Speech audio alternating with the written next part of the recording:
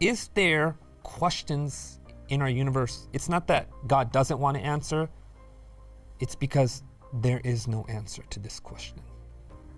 Are there things like that? There are things like that, and the number one question like that is the question of the origin of evil itself. Why would anyone ever rebel against a good and loving God? And that is referred to in theology as the mystery of iniquity. Because to do something evil, to introduce evil, is actually irrational. It is anti-love. One way of defining evil is that which is against love. And why would anybody do that? Particularly the angel who fell and became Satan. Why would anybody fall from perfection and do that? And we can talk about how it happened, turning inward, becoming selfish. But why someone would make that make that decision, to try to answer that would end up excusing it, when in fact there is no rational reason for that kind of decision. And that kind of question cannot be answered because it lies in the individual who makes that decision freely. But God's justice and his character and his righteousness, that he has done everything that could be done, every step of the way for the best good of all concerned, that can not only be answered, but it can be demonstrated. It was demonstrated first at the cross, supremely at the cross, and it will be demonstrated in the next life when we're able to see, when God shows us the end from the beginning, and we can see everything he has done, why he has done it, and that he always and only had everyone's best interest in mind. The Bible mentions a great war in heaven. My question to you is why would someone want to go to a place where there was a great war? Couldn't war happen in heaven again? Yeah, it's interesting you frame that question that way, because I might think, I can imagine that I might think, if I was in heaven, why would they let any of us in when we've already shown our true colors? But I think, to the point of your question, that's one of the reasons why God is dealing with the problem of evil the way that he is. Through, not by force, not by power. If that was the case, the conflict would be over immediately. But he's doing it through a demonstration of his righteousness and a demonstration of his love. And Paul talks about this very clearly in Romans 3 and Romans 5.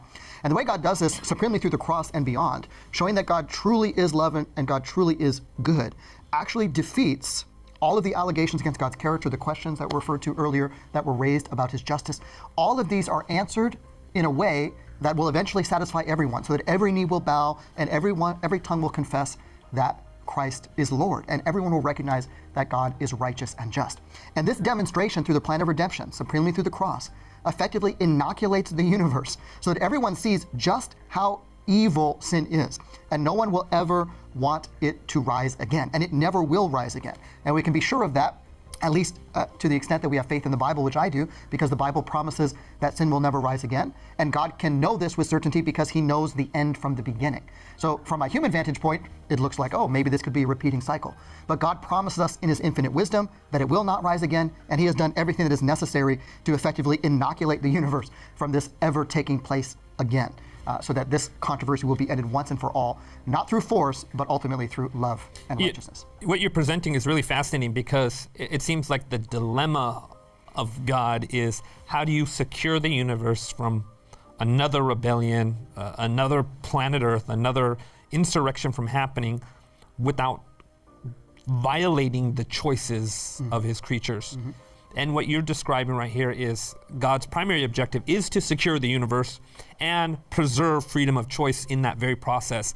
And he's able to accomplish that through the means of the cross. And any other alternative path that we would sometimes prefer God to utilize, like immediately end, would just recreate the same kind of, what's the word I'm looking for? Same kind of dynamics that would bring about rebellion again. Yeah, I think that's right. I often invite my students, when they say, why did God do this, or why doesn't God do that? I often invite them to ask, well, what other alternatives are available to God to accomplish that purpose? And if we think about it for a moment, we realize we don't know. Because we don't know all of the factors that God is dealing with. We don't know all the parameters involved. We only see a very small part of the picture. But I think we can look to the God of the cross and answer with conviction that if there had been any other way, that God who's willing to die for us, he would have chosen it. And just recognize we can trust him, and there's things beyond what we know, but we can trust his infinite wisdom and his infinite love. One more question for you, and I'm not sure if you can answer it. Probably not. Is there a question God cannot answer? I think there are questions God cannot answer, but they're of the kind that go against God's character. So there's no informational question he couldn't answer, but there are questions like, who do you not love? For whom would you not die? Right? God's love is so great that if there was just one sinner that Christ that had to go through the cross for, to die for, he would have gone through it for that person. So those kinds of questions, there's no answer to. But when it comes to informational, God knows everything, right? 1 John 3:20, God knows all things. You know, it's really interesting when you're reading the book of Revelation, and you have this sort of end time scenario where the lost come before God, and there's this dialogue of some kind that happens. We don't know what the dialogue is precisely, but it comes to this place where every knee shall bow. In other words, there's acknowledgement at the end of the day that God was just and true in his actions, right? Do you believe that we are alone in the universe? And if so, or if not, what do you think that says about God wanting to make life abundant, or about the uniqueness of the human consciousness? I'm going to let him take that. So I do not think we are alone. The Bible doesn't talk much about this issue, but it does make very clear that beyond our world there is not just God, but there are also the angels, and also fallen angels, and that there is more going on than meets the eye, both in our world and beyond our world. Additionally, there's some scenes throughout Scripture that some scholars refer to as heavenly council scenes. Like in the book of Job, you have this scene where Satan comes to where God is, and the sons of God are there to present themselves. And so, we don't really know exactly who those sons of God are, but some people think that they're representatives of other worlds in this kind of like heavenly courtroom scene. So the information we have is partial, which is often the case when it comes to big questions and things of God. But what we have suggests that there is life out there, more than just God, other creatures. And I think it does point to the fact that God is love, that there's a universe beyond our imagining, that it also seems likely, I don't want to speculate, I'm not God, there are many things I don't know, but it seems likely that a God of love would create much more than what we see within the limits of our solar system or the furthest that our telescopes can reach. What does that tell us even more about the plan of redemption?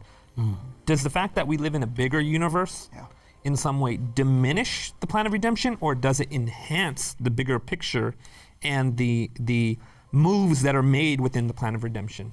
Yeah, I think it actually enhances it. So Paul writes about this, and he describes what he has gone through and the other apostles have gone through, and he says that we are like a spectacle or a theater to men and to angels, suggesting that there is an entire universe that is looking on more than just what is happening on this earth. And the plan of redemption, Paul also describes in cosmic terms, that all of creation groans. And I think that extends to the entirety of the universe that is affected by the questions that are raised on our planet with sin and evil, that God is working to answer through the plan of redemption. And so what Christ does to save us is not just to save me individually, although it is, not just to save this world, although it is, but is to actually redeem the cosmos and to inoculate the universe such that evil will never rise again. Any other questions? Right over there. Inherent to suffering is the question to God, why? Yes. Why is this happening? Yes. And the very fact that Jesus himself entered into that very experience tells us how much he took on humanity. Yes. That he himself cried out, why? Yes. Why is this happening? Yes. Why does the human heart crave answers in the midst of suffering? I think in the midst of suffering, everyone needs something to hold on to. We all want answers to life's ultimate questions. And it's not just the question of suffering. We have all these big questions that are very difficult to answer. What's the meaning of life? What is my purpose? But I think in the midst of suffering, when we're going through evil, that's when the rubber hits the road, maybe in the strongest way. Like, is everything meaningless? Does anything really matter? Is there really a God? And I think that we need to recognize at this juncture, when we're asking these questions, that, as you said, Jesus himself modeled this for us already as our example. And Jesus himself is the ultimate figure in a long lines of figures in the Bible of people who went through undeserved suffering.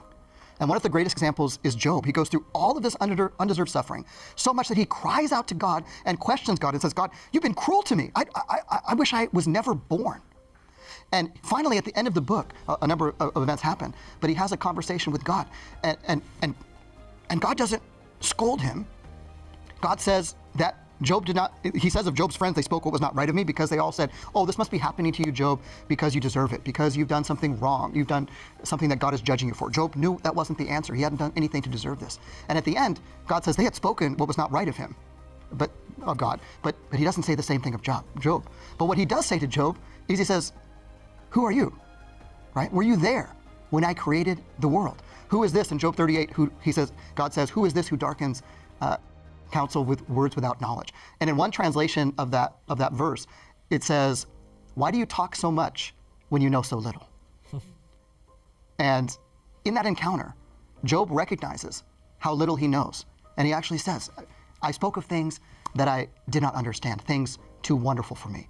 And so there's always a point where we have to recognize that God is bigger than our questions. And when we're suffering and asking the deepest questions, one thing we can hold on to is that when we suffer, God suffers with us, whenever anyone suffers.